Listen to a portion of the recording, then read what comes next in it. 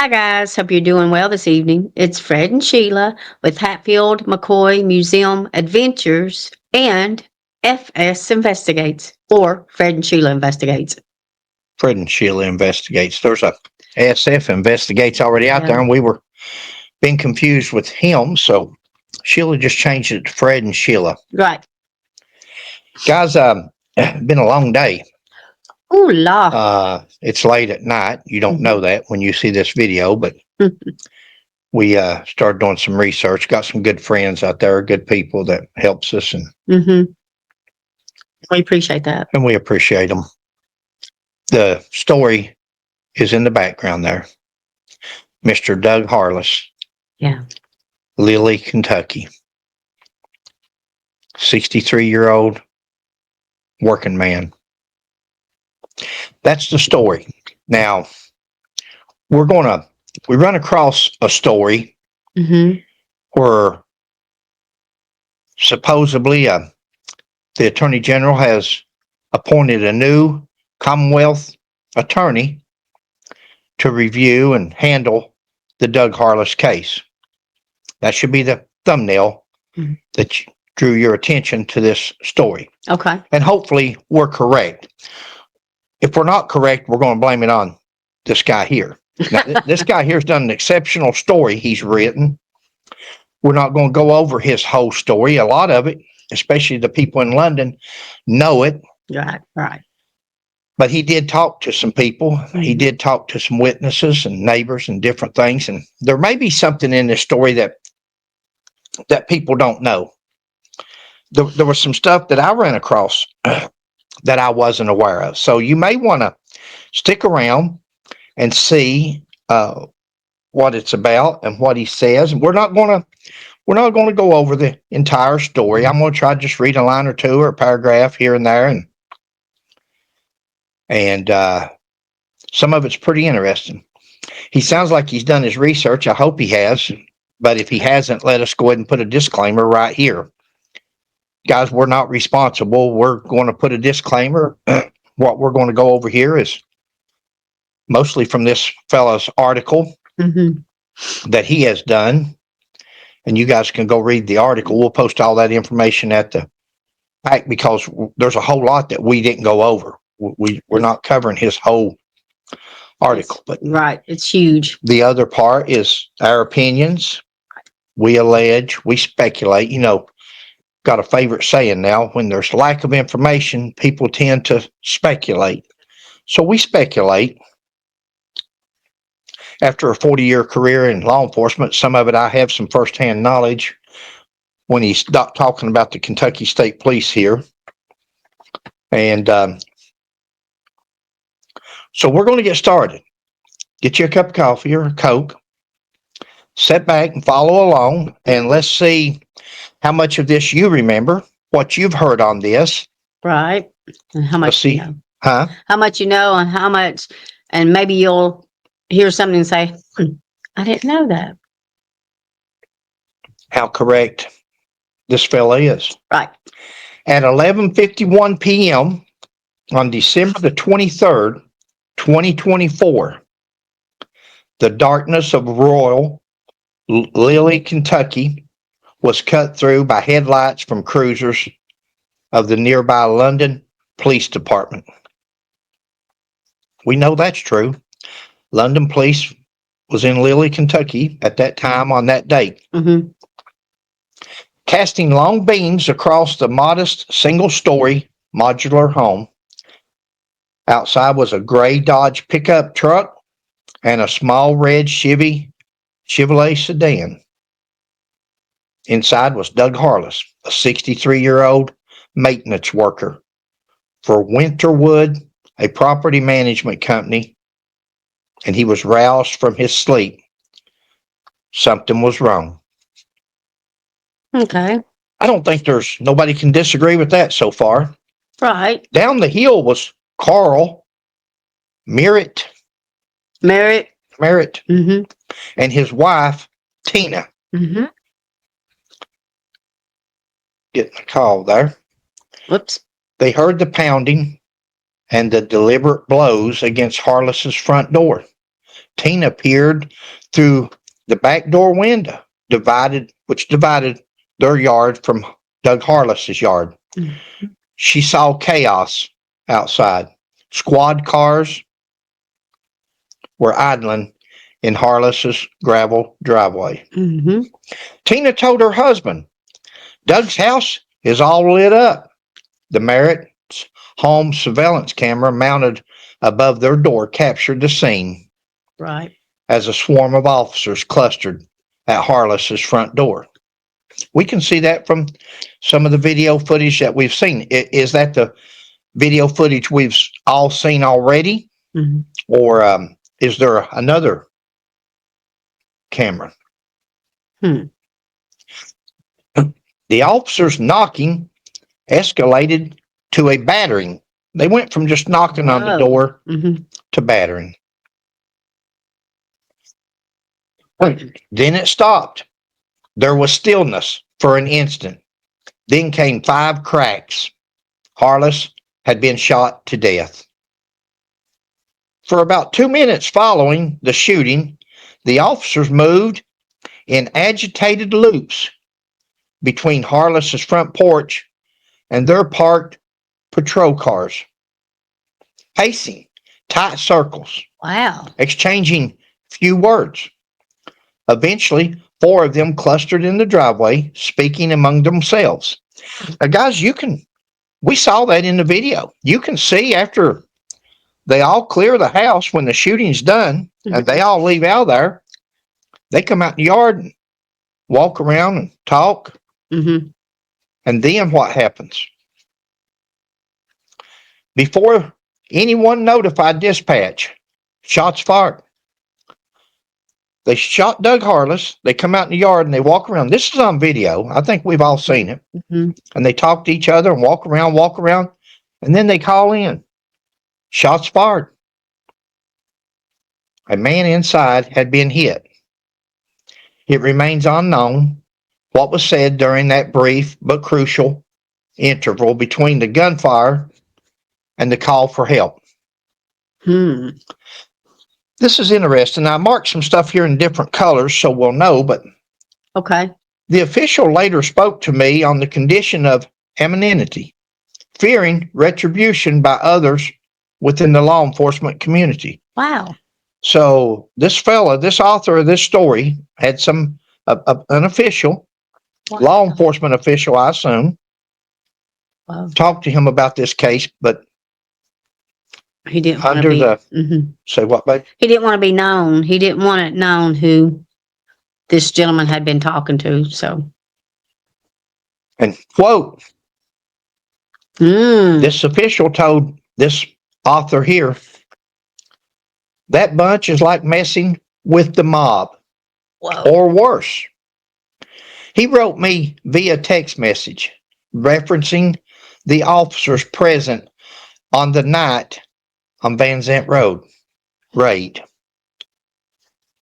When the radio crackled with a shots fired bulletin, the law enforcement official and deputy gunned their cruisers north along the back roads, winding through pitch black hollows until they reached Van Zant Road.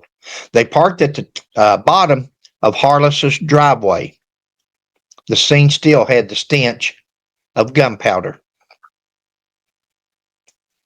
The official told me, not me, but the author of this story. Right.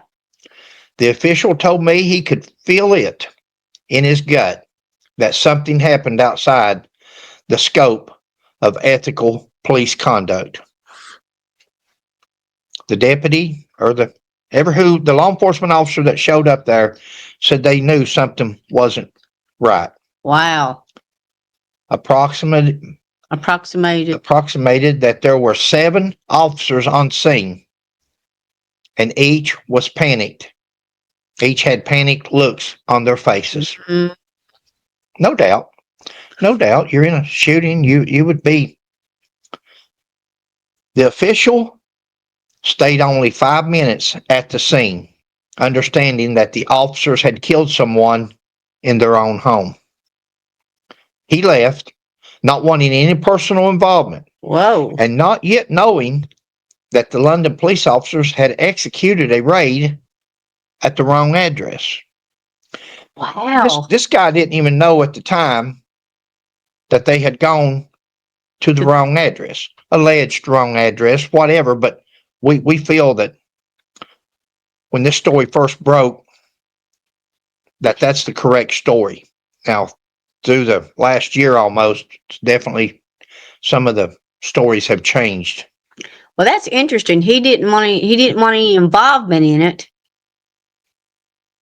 And he didn't know if they were at the wrong house. Whoa. That says a lot right there. Him, a law enforcement officer, and he left 5 minutes after he got there. Exactly. He got away. Exactly. Smart officer. Wow. Smart officer. Whoa. As That's 40-year interesting. career officer, Wow. That's interesting. I can relate. Mm-mm-mm. According to reporting by WKYT, a local news organization that reviewed the dispatch report, the officers who participated in the raid include, now, I'm reading out this guy's story. If any of this is incorrect, please let us know in the comments, and Sheila and I will change it and apologize. But he's saying that according to WKYT News, this is what was reported. Those who participated in the raid included Andrew Jackson, Ashley Taylor, Chuck Johnson, Troy Truitt, Albert Thank you, Riley, baby. Go ahead. Jonathan Jackson, and Wesley Wolf. London Police Chief Jerry Holan, and Assistant Chief Bobby Day. Guys, I don't know how many police officers London has. I don't think they, looks to me like they had the whole department. That was what, 9? I don't know how many London's got, but I don't think they've got a lot of officers over. That looks like the whole department. I've always wondered whether it was a detective, whether it was the assistant chief, who was surely somebody with some experience was seen. Now, again, I don't want to speak out of turn here, but in my experience, I just felt when I seen this in the news that, well, the chief or the assistant chief wasn't there. Probably just a young detective was in charge of this, because there wouldn't be nobody with any command power or decisions that would raid a home at midnight for a weed eater. There wouldn't be nobody in authority that would have gone along with this with no body cams, according and it within the law that you have to have the body cams, and this was almost, I'm speaking, this is not in the story, I'm speaking out of what I can remember. Sheila and I covered this when it first came out quite a bit, didn't we, babe? Yeah, we sure did. We loved the London area. We've always liked London. London's got a lot of issues over the last little while, but we couldn't see. I told Sheila, I said, I bet the chief and the assistant chief didn't even know they were out there, and so forth. And according to this, not only did they know they were there, they were with them. They were there on scene. That's what he says here. Police chief. Assistant Chief Bobby Day, as well as London police officers Cody Arnold and Josh Morgan. Are logged in the report as having arrived at the scene after the shooting, as are officers from the Loyal County Sheriff's Office and the Kentucky State Police. No doubt the cavalry came running. Now, it says 2 more London officers are. I bet you that is the entire department. I bet Cody Arnold and Josh Morgan that showed up later, I bet they just showed up for backup or moral support, because I bet that's the entire London. Well, it says that the other 9 participated in the raid. Right? Was it 9 or 7? I think 9 total, because you've got Andrew, Ashley, Chuck. Okay. Official stayed for 5 minutes and left.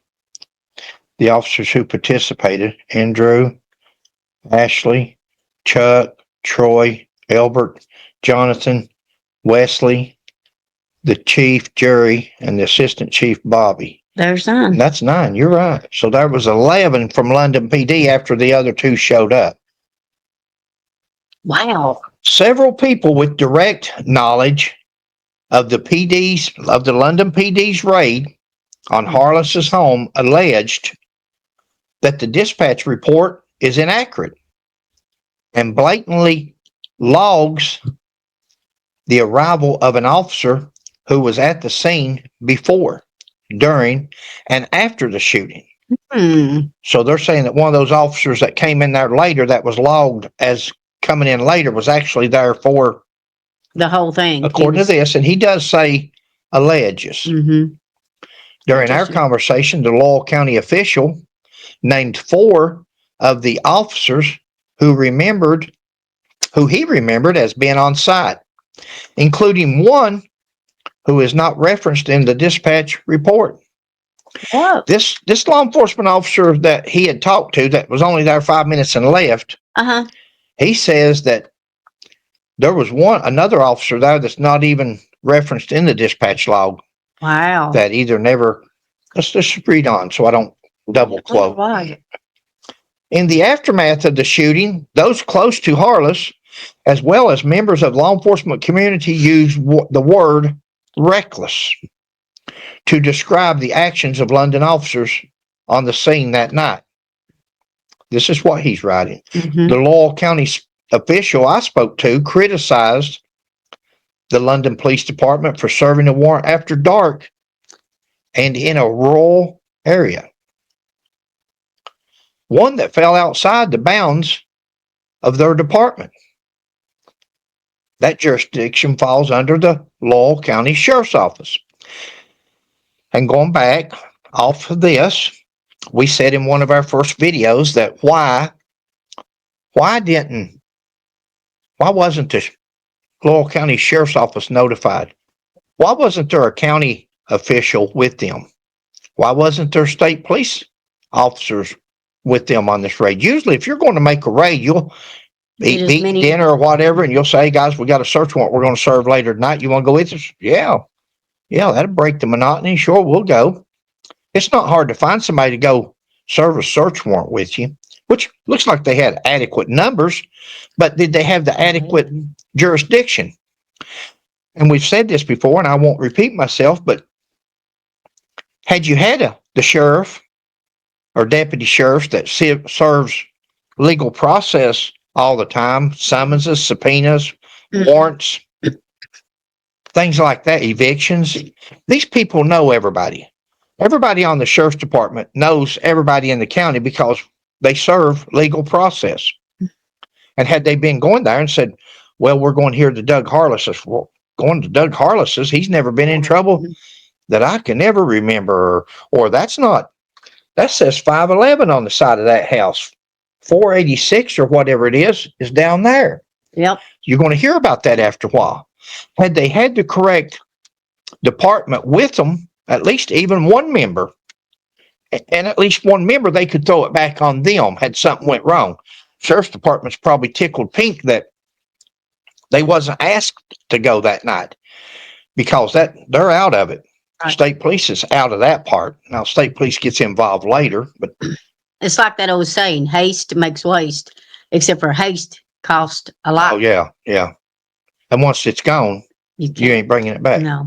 No, it's sad.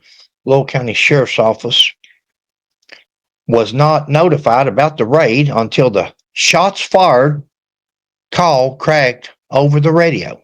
That's what this official says that's speaking anonymously. Mm-hmm. He says the sheriff's department hadn't even heard about it, didn't even know the city police was out there conducting a raid out in the county until they heard it over the radio and said shots fired. Mm-hmm. The official told me, the guy writing the story, that after the police killing of Breonna Taylor, the Loyal County Sheriff's Office instituted a policy against executing warrants at night. Mm. Had it been their operation, he said, it wouldn't have happened that night. Maybe it wouldn't have happened at all. you know, hindsight's 2020, and of course, people's going to say things like that. But after the Breonna Taylor case, they passed a new law that no-knock warrants. You had to identify yourself and knock if it was after a certain time. You had to have cameras. This should have been, there should have been at least one person with a camera. Had there been one person on point going in with that camera on, it would have shown whether, you're going to hear about it in a minute, whether Mr. Harless had a gun, or especially if he was pointing at anybody, you're going to hear what happened. Sorry to interrupt, but did No, Mr. no. Harless have again a camera on his porch? The light bulb, what did not have a That's camera not in it mentioned in here. at all? I'm glad you mentioned that, because wasn't he supposed to? They took the light bulb because we went by to do a story, Mm-hmm. and the light bulb was gone on the front porch. So we're understanding that there was a camera on his porch, and that light bulb is a Yeah. light bulb A camera. Yeah.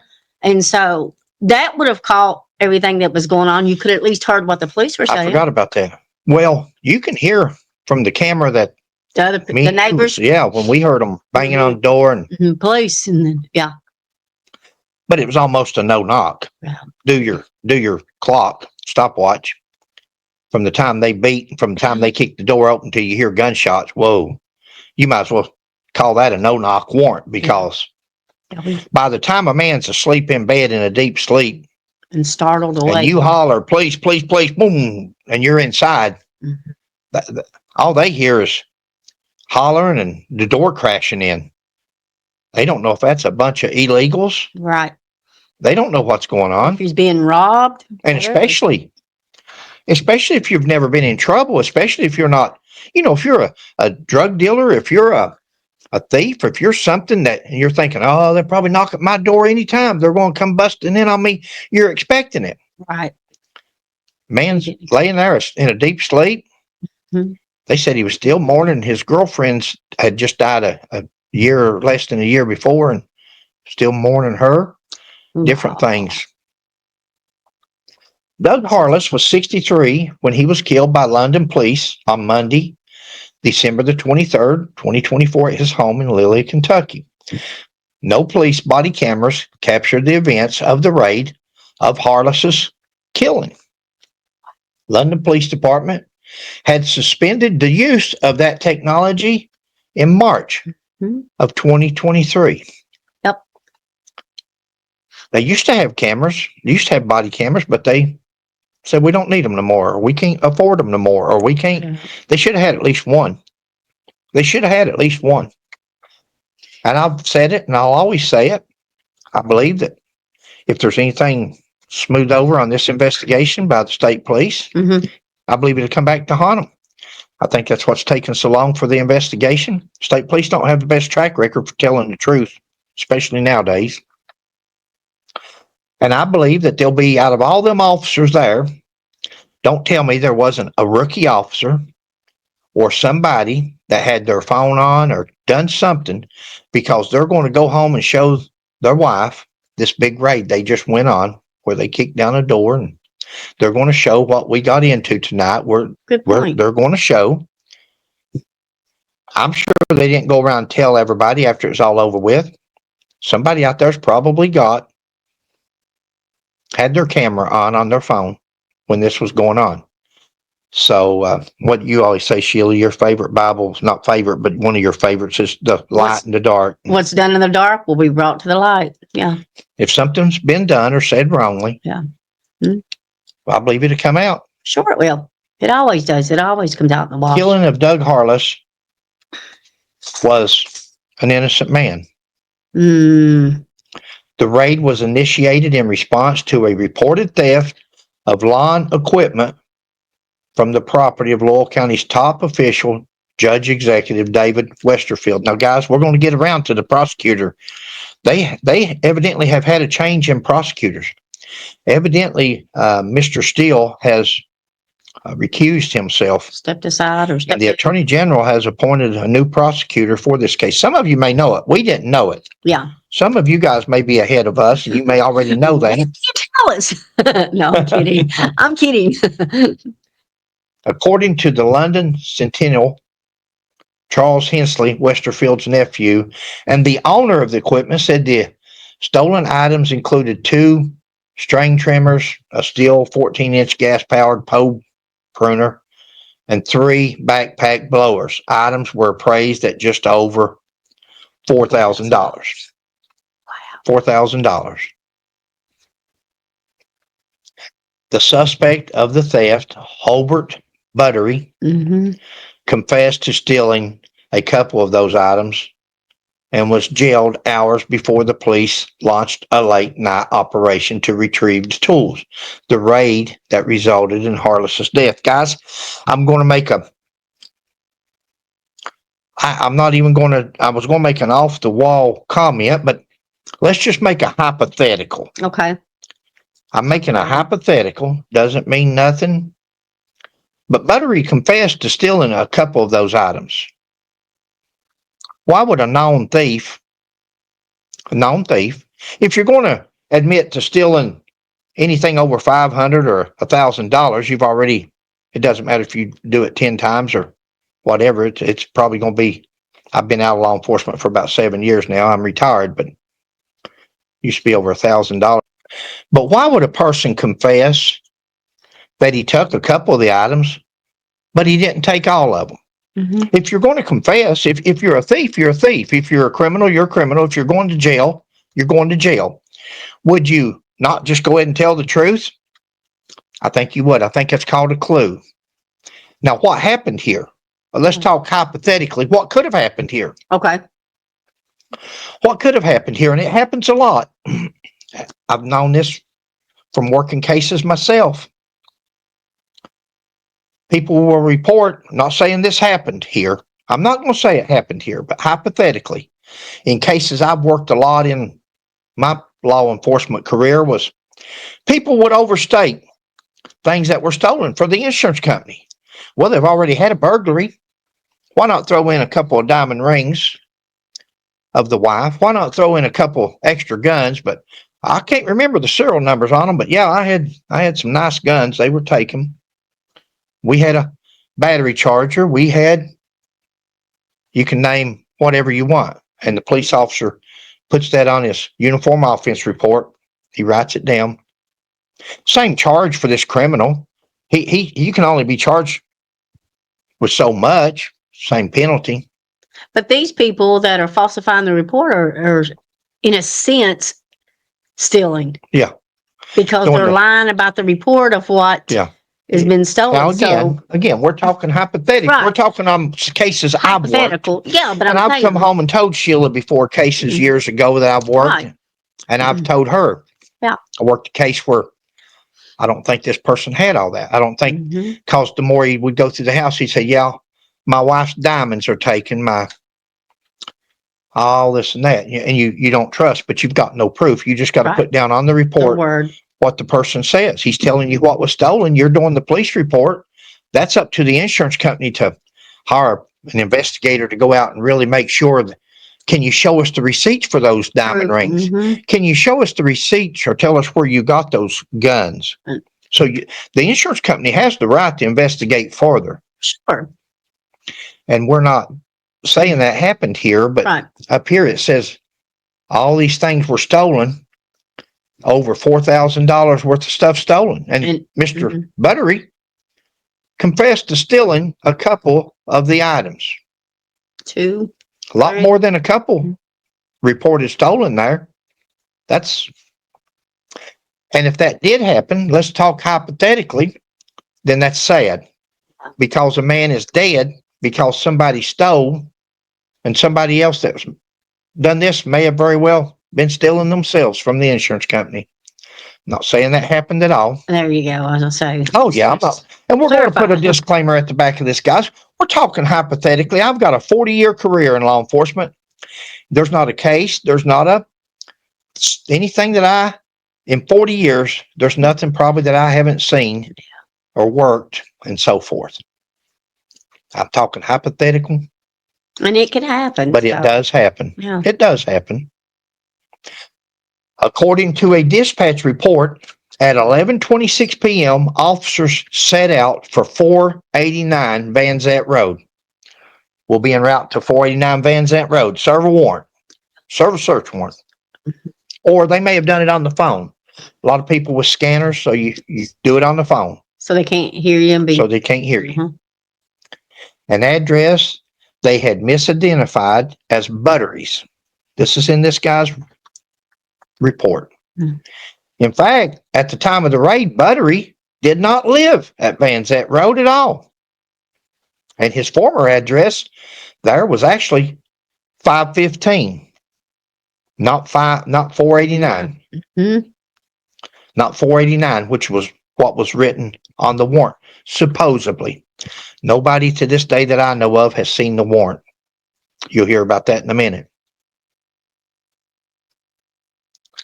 Mistakenly, they arrived at 511 Van Zant Road, 2 doors down from where Buttery once lived. Sounding more and more like a mistake. The more we read, the more. Yeah. Guys, if you look at the house, and Sheila and I done a story right after it happened, went to Lily. We sure did. 511, just as plain as day. On the side of the 511, just as plain as day on the side of the house. And 489, just as plain as day down the road at a mobile home. Mhm. One's a double wide, one's a single wide. When you do a search warrant, we've covered all this. Go back and watch our initial videos because we went over search warrants, search warrant affidavits. Mhm. Harless's house number can be clearly found nailed onto a wooden post atop the front steps. Yep. But officers who walked past his posted house number repeatedly referred to it as 489 in the 911 audio obtained after the shooting. Even after the shooting, they're saying they've got a shooting at 489 Van Zant Road. They're standing there at 511. So did they ever notice that it was 511? Do you remember? I don't remember. Or when did they notice? I'd say when the news and the daughter, Sam? I seen where the daughter had sent her, they called her Doug's daughter, and she sent her husband up there, and he found out that his father-in-law was dead. Oh. No body cameras captured the event of the raid or Harless's killing. No body cams. Despite open records requests from several local news agencies, Lowell County officials have not released a signed search warrant for 489 Van Zant Road, 515 Van Zant Road, or 511 Van Zant Road. According to the Lowell County courts, says they never received it. Lowell County Clerk's Office said they never received it. Guys, they have to receive the affidavit. When a police officer goes and gets a search warrant, you fill out a search warrant affidavit and a search warrant. You take the search warrant with you. You usually unzip your shirt, put the search warrant in there so you've got it when you get inside the house and they say, I want to see the warrant. You can show them the warrant. The search warrant affidavit stays at the clerk's office. You file it before you leave. That's in a file. So you can't go back and change anything on the affidavit if a mistake is made, if something's done wrong. That is supposed to be in the clerk's office. You don't have access to it no more. You've got the search warrant. And then whatever you take, whatever you recover from that search warrant, you put a return. You make a return on that search warrant and turn it back in with what was seized. Clerk's office said they've never seen the search warrant. What about the search warrant affidavit? Never seen a search warrant affidavit neither. Did these guys just show up out of the blue?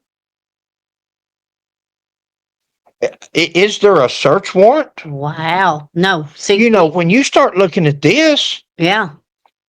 was there a search warrant? Wow. That's going to be the, what do you call that? The $10 million question? There's old sayings like that, but Yeah, I know what you're saying. On December the 26th, 3 days after the shooting, the London Police Department announced that one officer had been placed on administrative leave, but did not publicly identify that officer. You know, guys, this thing from the beginning has stunk like the high heavens. It stunk from the word go. If an officer's, anytime there's a shooting, an officer's placed on, and London, as small as London, Kentucky is, like the word's not going to get around, or well, just go ahead and say, this is the officer. He's on leave. He's on paid administrative leave until the investigation's complete. He was involved in the shooting. You know, a while back, a month or so ago, when they had the church shooting in Lexington, it wasn't next day or that 2 days later, they done identified the shooters. They're on the Lexington police officers. I think there was 3 of them involved in the shooting of killing that guy. Done identified them on administrative leave and so forth. What's the secret with London? Why? Let's go on. 5.223 Remington shell casings laid scattered across the kitchen floor. The Merritts contacted Harless's daughter, Nikki Lawson. Aww. In an initial statement released on December the 24th, Kentucky State Police, which currently is investigating the officer-involved shooting, stated only that London Police Department officers were attempting to execute a search warrant. Now, see, they've confirmed. Nobody has seen, according to the clerk's office, nobody has seen a search warrant. Okay. How about the search warrant affidavit? If there's not a search warrant affidavit in that clerk's office, then that means there was no search warrant because you filed the affidavit at the clerk's office, unless the law's changed since I was a cop. So, I have I'm a question. listening. This is just me thinking. Go ahead. So, hypothetically, let's put it that way. If they didn't file the affidavit, and you said nobody's seen their search warrant, so they just showed up at the door and said they had one, Yeah.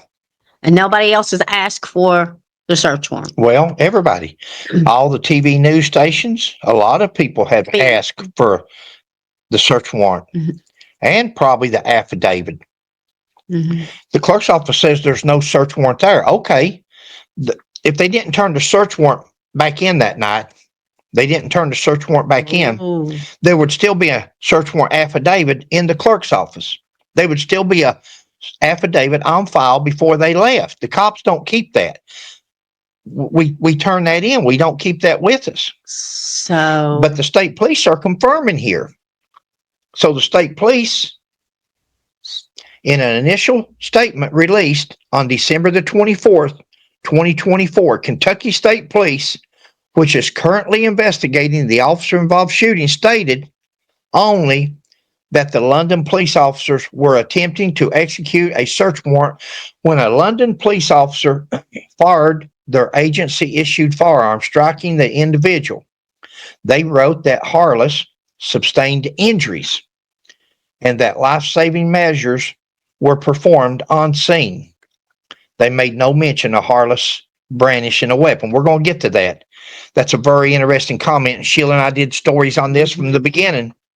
In the beginning, there was never. Don't you guys think it would make sense if you're involved, officer involved shooting, the first thing you would want to tell the public, yeah, we had to shoot, but he had a weapon. they usually do. That would be, well, that's because they usually have a weapon. A weapon. You're going to hear here in a minute, 2 or 3 days later, that they come out with that story, and we commented. We done a video on it, and we said, "Well, isn't that suspicious? They're just now mentioning that Mr. Harless had a gun. Isn't that weird?" State police is confirming here that there was a search warrant. State police says that their London PD was executing a search warrant. So they're investigating it. So they have seen this search warrant and this search warrant affidavit. But it's invalid though, right? No, it wouldn't be invalid if they actually got a search warrant and but they didn't turn it in. They didn't turn in the affidavit or nothing in. Well, the affidavit should be there. Yeah. You know, the clerk, they may be playing a game of words, babe. They may be playing when they say we want a copy of the search warrant. maybe the news groups are asking to say, we want to file open records or we want to see the search warrant. Okay. We don't have the search warrant. Maybe they don't know that in police work, if I wasn't a former police officer, I wouldn't know it, but you've got to fill out a search warrant affidavit. On that affidavit, it's got some of the same information that you've got on the search warrant, particularly what this residence looks like, where you're going to search. Yeah, you could. Gotcha. We used to take them photocopy the search warrant affidavit and cut that little bit out and copy and paste it. Where that's before we had computers. That's back in the old days with a copy machine instead of sitting there and typing it over again. And that way it's word for word, period for period. No mistaken. No mistaken. What you're going to go search is right here on the affidavit, and it's also right here on the search warrant. So, yeah, if there's no affidavit, there was no search warrant. Okay. If there was no affidavit filed, then there was no search warrant at that time. Now, the clerk, the clerk's assistants, all these people, when you're dealing with this many people involved in something, what do we always say? Where two's involved, one will talk. When you're talking about 15, 20 people between search warrants, affidavits in the clerk's office, police officers, just like this public official here or two that he's got talking to him off the record anonymously. I think they talk to the state police before it's over with. And with them already talking and giving their story, see if what they told the state police comes out or if that's changed. Okay. And that may be what that person is doing, is making sure that it's out there. Attempting to execute a search warrant. Thank you, babe. LAPD officer fired his issued weapon, which was a .223, an assault rifle. Oh, my. He fired 5 rounds from 5 rounds, guys, from a mobile home, 12, 15 feet, huh? At least 21 feet. Probably not that far. Oh, no, it wasn't even 21 feet. I was thinking of carry concealed, you know, how you do the... Yeah, 21 feet rule and with a knife or edge weapon and so forth like that, or what we shoot. But wow. A .223 rifle, guys. Shoots a man 5 times, or fired 5 rounds. We don't know how many times he was shot. Man, this is sad. We've asked this question many a time. Why just the one officer shot? Is he the only one that perceived a threat? Or was there no threat? The other officers didn't fire. Why didn't they fire? If they felt threatened, why didn't they shoot too? Only one officer shot. Sometimes there's cops out there, and especially nowadays. Go to Fred McCoy 40 to my channel and look at the cops out there that shoot people so they can holler, shots fired, shots fired. My goal, my prayer in 40-year career was I asked God to don't ever let me have to shoot nobody. I would have if I had to, and probably justified in 8. In 8, I've had Commonwealth attorneys tell me, you should have shot him. He was paid for. Rid society. Rid society of him. That's what he said. You should have rid society. It was a regular. It was a criminal. He finally overdosed on drugs and died, but he was paid for. You should have rid society. And I said, John Paul, it's not my place to rid society of people. It's my job to bring them to jail. I was 23 years old. I was a young officer. It's my job to bring them to jail and for you to prosecute them.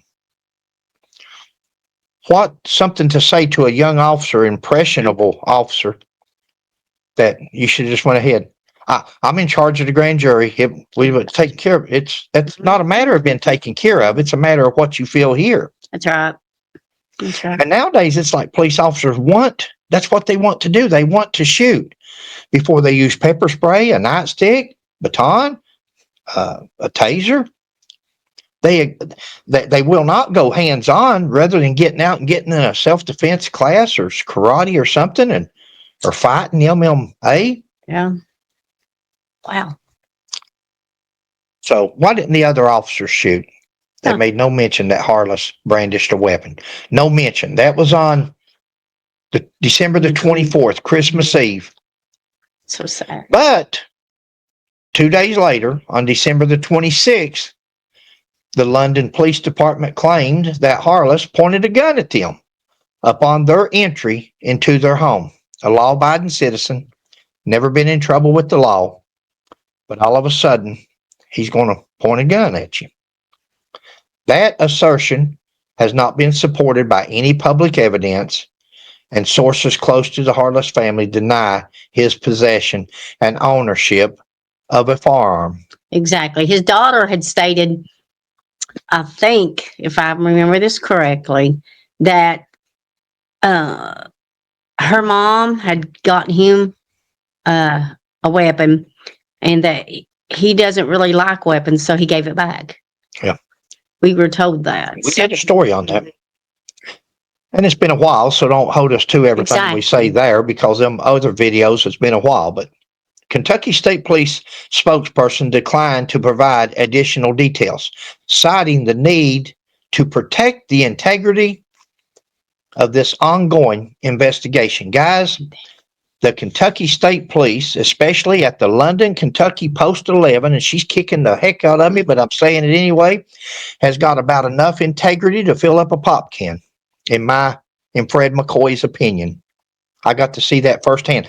I got to see that through Doug Asher's book when he's writing a story on Johnny Edrington, Kentucky State Police Trooper Johnny Edrington, who was killed in the line of duty, murdered, and 36 years later, Asher comes out and defames him and slanders his family, his life, his career, somewhat like they're doing to Buford Pusser right now.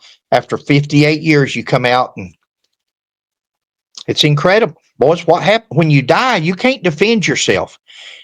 You can't defend yourself. And when these people make these assertions and comments, it hurts. And then the state police, I watched the commissioner, I watched the public relations officer, Scotty Pennington. Go to Scotty Pennington's Facebook page and look at it. To this day, September the 18th of last year, a year ago, almost to the day, Kentucky State Police find body. He put that all over Twitter. He put that all over Facebook. He was there. He come down there. He was there. He knows who found the body. Doesn't matter. Again, I don't want to go there, but so you can't trust. And then I read the report. We did get open records requests, and I read where one of the state troopers that was down there, and you guys watching the video, you guys are watching when Sheila smelling, and I spot the body, and I said, here he is, and I'm hollering at them up on the hill, and then they come running. Two young bucks. They was running their heart out. They were coming downhill and running.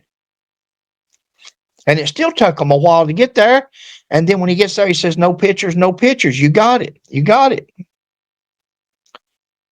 He says in his report that he was there with us, that he looked down and seen the body. He's asking me on the way down, on your left? Is he on your left? Imagine. It broke my heart. I've seen other things in life in 40-year career out of state police. But the pattern and the leadership, sorry, guys.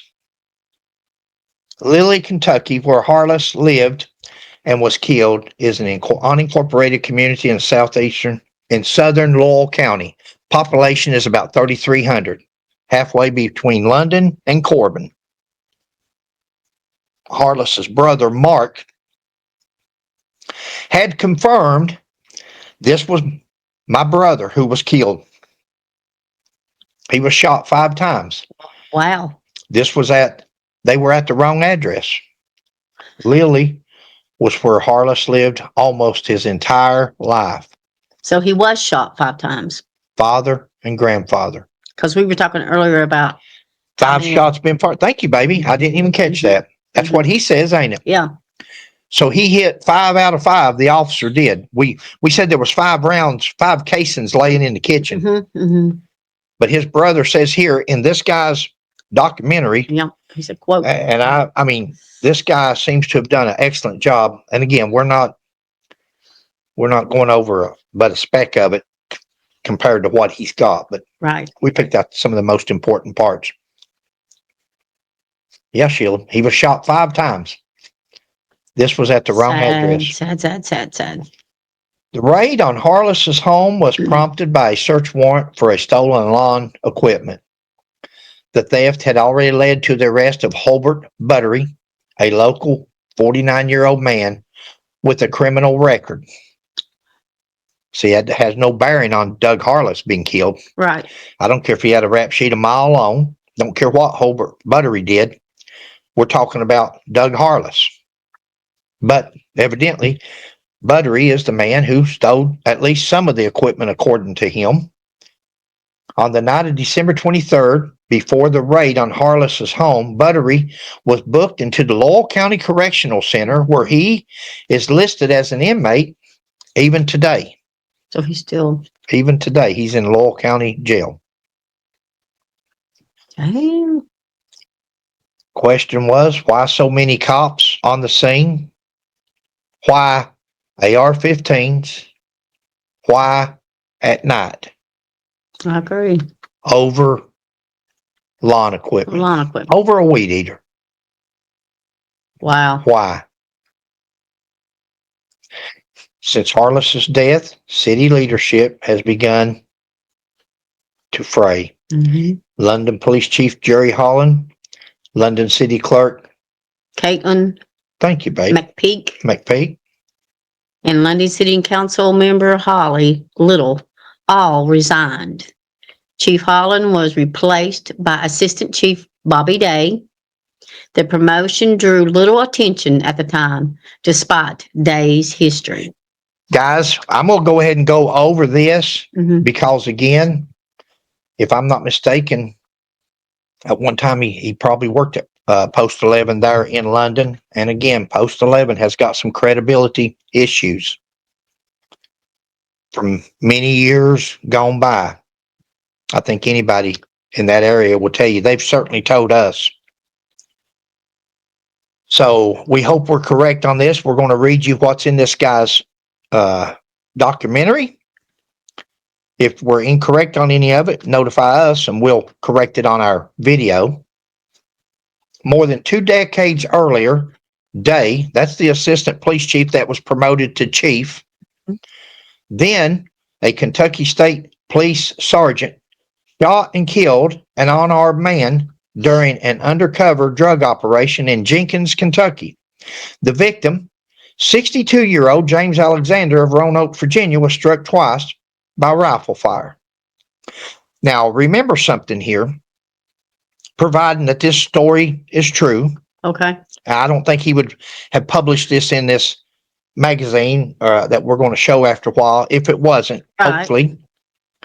If he does, we have to fall back on him and say, hey, we're telling what he said. But more than 2 decades earlier, wow, he was a Kentucky State Police sergeant, and he shot and killed an unarmed man in an undercover drug operation. Guys, I worked undercover for 3 years. Sheila will post that picture, my career, at the end of this video, and you can see what I used to do. I said I've done it all. Yes. I've seen it all. I was in the mountains of eastern Kentucky, Pike County.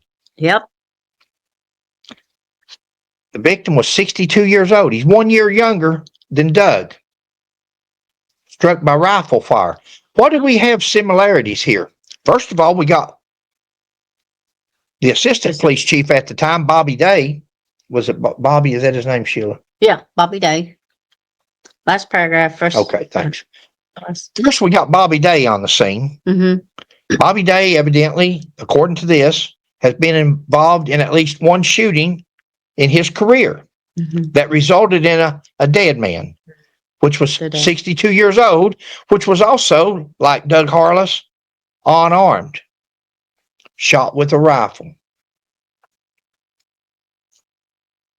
Remember when they were out in the yard huddling?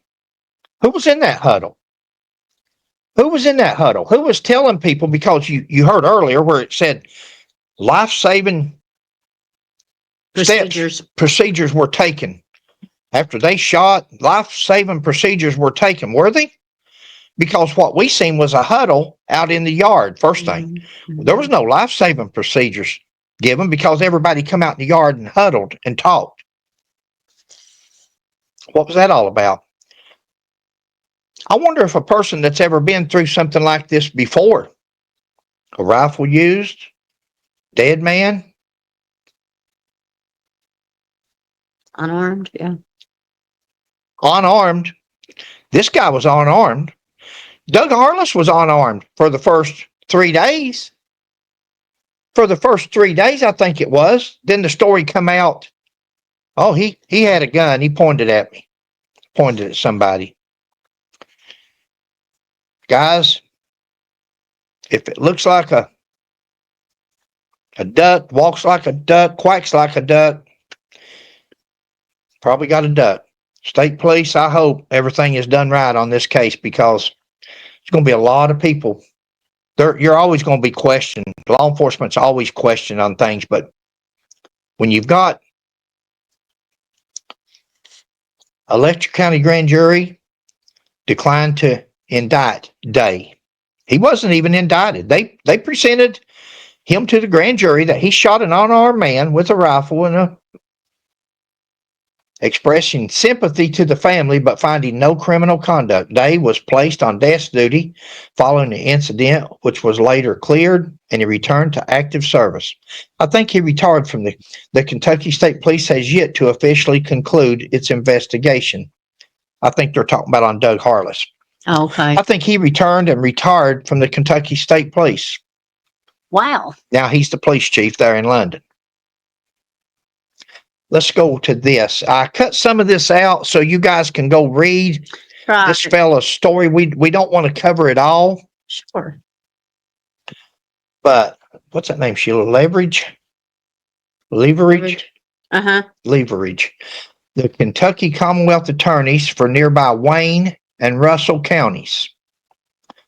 Leverage, I believe. In Kentucky, Commonwealth's attorneys hold broad authority over whether cases are prosecuted and how they proceed.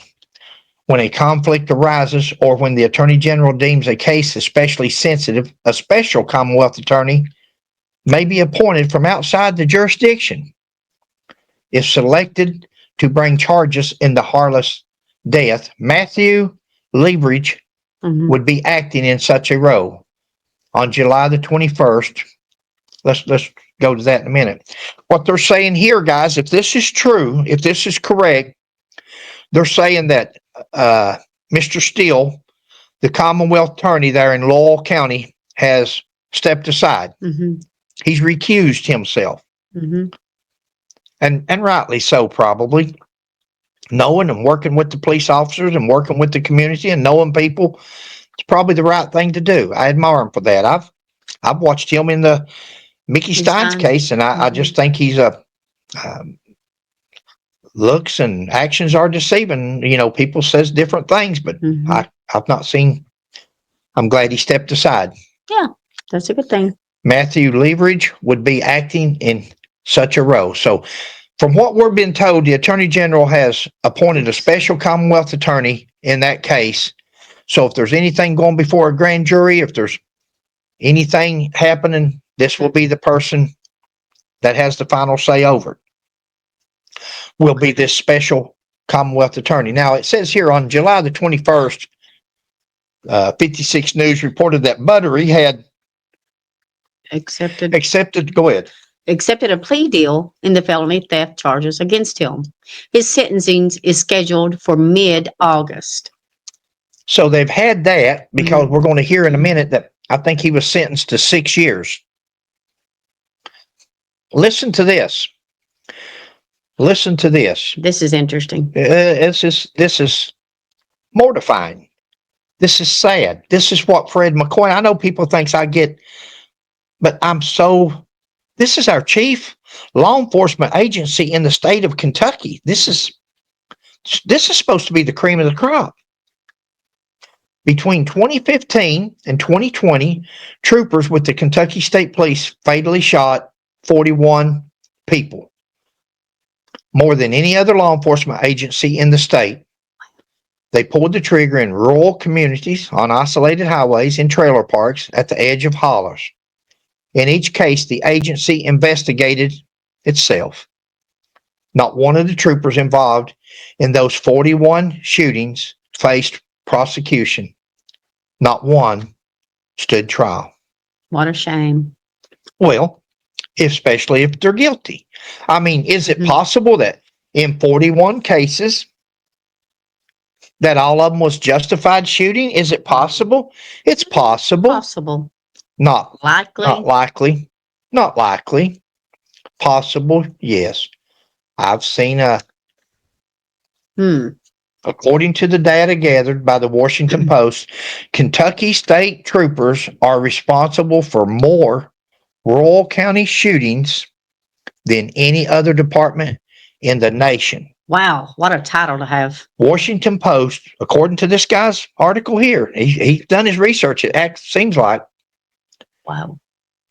more than any other state agency in the United States. Kentucky holds the record. Huh? Nationwide, it said. The Kentucky State Police only comment regarding the length of its investigation came in a statement on December the 24th. The only comment the state police has made during this whole investigation of theirs, timelines to complete investigations vary based on the complexity of the case. More than 6 months later, this December will be a year later. So this may be when he wrote this story 6 months later, but this is September, October, November. We got 2 months and it's going to be a year. Officials have yet to explain why an investigation into a shooting that lasted just over 6 seconds remains unsolved. Whoa. They solved the one in Lexington the next day or two. They already had it out. State police said they don't make a comment. The special unit, the critical incident unit, said they don't comment on an investigation. They don't comment on an active shooting investigation. Lexington, within 2 days later, they had it on the front page of the Herald-Leader. Yep. Who the officers were. That was by standard procedure. Incidents involving deadly force by police are typically investigated by Kentucky State Police Critical Incident Response Team, a unit created in 2017 and tasked with reviewing officers involved shooting and custody deaths and other fatal encounters. 2017, I remember it well. I retired in 2018. I retired because I was arresting a subject, resisted, and that was the last person I ever took to jail. And then I went to the emergency room after that, had surgery on 3 pins in my back, and that ended a 40-year career. But that was 2018. 2017 was the last in-service that I attended at the police academy. 2018, I hadn't went yet for that year. At 2017, I was in a chiefs and sheriffs executive law enforcement class. It was for chiefs, police chiefs and sheriffs, assistant chiefs. We had a state police commissioner in there, Rick Sanders. I think he was the acting commissioner at the time, Rick Sanders. And he stood up in the class, and I discussed this in one of our other videos. And he stood up, and over 100 of us in there in that classroom. And he stood up and told us that the state police was starting a new incident command unit, critical incident unit, and that if any of the agency, the sheriffs in there, the chiefs, police chiefs, anybody ever had a officer involved shooting or anything, you want the state police, just call them and they'll come there and investigate it for you. We're not there to hang your officers out. It's going to look a lot better if another agency investigates you rather than you investigating yourself. And what it really done is put another notch in the state police's belt, because all your city police departments, sheriff's department calls on the state police to investigate them. And that's great, an outside agency. But yet we have the state police. Do they call the FBI? Do they call the Attorney General's office? Who do they call to investigate them? Oh, that's right. They call themselves. And that's how that unit got started. Rick Sanders in 2017 started that unit, critical incident unit. Before in life, everybody if it happened in the city, you'd probably call the sheriff to investigate it, or you could request the state police, but there was no such unit. I seen a while back where Rick Sanders, I don't know, I guess where the new governor come in, he's no longer the commissioner, and he went back to being the police chief in, I could be wrong, I think he's the police chief in E-Town, Elizabethtown, Kentucky. I seen him on the news a few months back, and they had an officer involved shooting or something dealing with one of his officers, and he says, we're going to be transparent. We're going to turn it over to the state police. We want their critical incident unit to come in here and investigate it. That sounds real good and looks real good on the news, and that's what you got. I've seen a thing a while back guys, I'm a cop's cop. I was a cop for 40 years, and I'm not out here to hang no cops. I don't know what's happened to cops. They've lost their sense of decency, character, integrity, honor, trustworthiness. All those good things they've lost. I don't know if they've lowered their standards, police agencies, just to get people to be police. They've dropped their educational level. They've dropped everything that they can. They've dropped their if they've fooled with drugs in their life, when they take the polygraph, if they've shoplifted, don't lie about it, just tell the truth. And they're telling, yeah, I smoked dope. Yeah, I've shoplifted. Yeah, I've done, and they're police officers today. That's not what we need if you're going to correct the citizens of the state of Kentucky or anywhere in the United States, be a better person than what you're correcting. And the state police has lost all credibility in our state.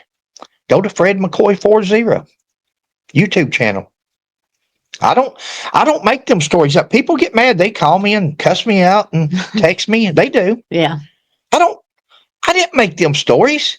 I didn't beat those people up. I didn't handcuff them and do this, or that's not me. I'm merely sharing the story in hopes that by doing that, younger officers or other officers will see that and say, guys, you don't want to end up on Fred McCoy's page. He'll put you on that page. You don't want it, and I don't want them to end up on it. I'd rather I go for a month and never, or 2 months or 5 months and never put another video up. It's for a deterrent, to deter them from following these other officers. And when they see these other officers do things that they shouldn't do, say something about it. I've got a case like this right here. I know a case like this right here where a public official called in the state police for a personal favor, where the person had done a legal services for these people, and they needed a favor, and they called it in, and they done something so unethical and unbelievable. And it seems like when the judge called for a favor, they were there. They were trying to do a favor for the judge. They were going to arrest this guy. They was going to do. That's what it sounds like. I could be wrong. I could be wrong, guys. I'm getting old. But I do have personal. You have experience in that field, so you know what you're talking about. Between 2017, we're almost done, guys. Between 2017 and the end of 2022, the team reviewed 141 critical incidents. Not one resulted in criminal prosecution. What I say a while ago, when Rick Sanders, the commissioner, stood up there, he said, we're not going to come in there and lock your officers up. We're not going to come in there and dog them. We're not going. Well, it'll just be a different agency coming in to look over. And look at here. Out of 141 critical incidents, that means that a police officer is involved in either a shooting, a beating, a car wreck, something happened where somebody has probably lost their life. Out of 141 critical incidents, not one resulted in a criminal prosecution. The team, despite its name, operates with little public visibility and no independent oversight. Its investigators are often assigned to examine the actions of the officers they know or have worked with. An arrangement that raises the specter of bias but remains permitted under current policy. Sad, but true. Wow. These are where they've investigated 141 other cases, other police departments, other sheriff's departments, state police.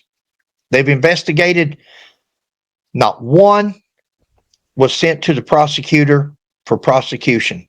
Like Sheila said a while ago, we had 41 shooting incidents Mhm. of the state police of their own between 2015 and 20, whenever it was. And 2020. 2020. Thank you, babe. Yeah. 41 of them, and not a one of them was sent to the prosecution. Now we're saying 141 since 2017 and 2022 all over the state. That's not. This is other agencies, not the state police. Each case is then forwarded to a state prosecutor who has the discretion to bring it to a grand jury or not. Again, I had a prosecutor tell me he was paid for. You should have rid society of him, Fred. A Commonwealth attorney that was best friends with the corrupt sheriff that we turned in, myself and detective that I worked with. Right. The Loyal County law enforcement official I spoke with was interviewed as part of the KSP's investigation into the Harless killing. He told me he did not feel confident that the investigation's conclusions would hold the responsible parties accountable. Wow. The Loyal County law enforcement official, ever who it was, sounds to me like maybe a sheriff's official, because he said there one time deputy, told me that he did not feel confident that the investigation, the conclusion, would hold the responsible parties accountable. Well, your responsible parties would be your chief, your assistant chief, the detective that wrote the warrant or put the improper address, the person that shot if it was not justifiable shooting. It doesn't sound like it was or would be. No cameras. Their word. 5 times. Their word against a dead Deceased. man. Mm-hmm. Their word against a dead man. Dead men don't talk. Right. 5 shots. One shot wanting to tuck them down. 5 shots. Updated August 26, 2025 at 11:20 a.m. On August the 20th, Holbert Buttery was sentenced to 6 years in prison for the theft of the lawn equipment. Guys, So he got 6 years, and then this is just me thinking, guys. Sorry to blurt out. No, you're right. This gentleman gets 6 years for stealing a couple of lawn equipment things.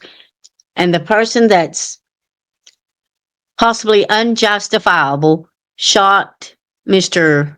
Harless is going to walk. We're going to possibly. see. Possibly, yeah.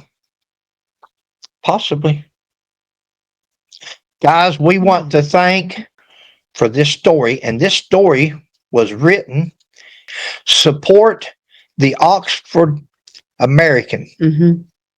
Support the Oxford American. Sheila will post that there. If you enjoyed this feature, please consider making a gift today. We definitely will be making a gift because we enjoyed the research and the story, the hard work that this fella did on this story, because he definitely, and if you haven't seen it, just Google Killing in Kentucky, or babe, I believe that was the title. Yeah. Yeah. You can Google Oxford American, or you can Google A Killing in Kentucky by Zachary Clifton. But we want to give credit to this story to Zachary Clifton. Zachary Clifton. A police shooting of Doug Harless is shifting perception, stoking fears in Loyal County. That's the sub headline. Wow. And it's dated July the 23rd, 2025. Now, right. You guys may have seen this. We may be on the late end. We've been in Tennessee. Day late, $1 short. Well, we've been in Tennessee looking for, even July, we would have been over in Jackson. Looking for, talking to Felicia and Josh on Jaden Spicer case. We've been in Tennessee working on Sebastian Rogers. Yeah.